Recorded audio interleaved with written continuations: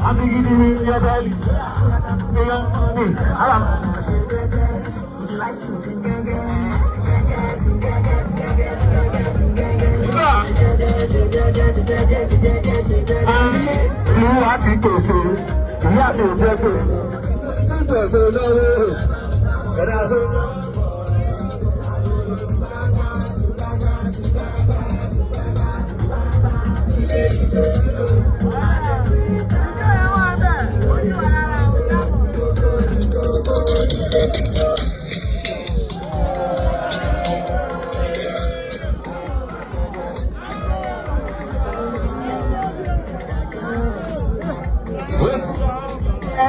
Let's get it.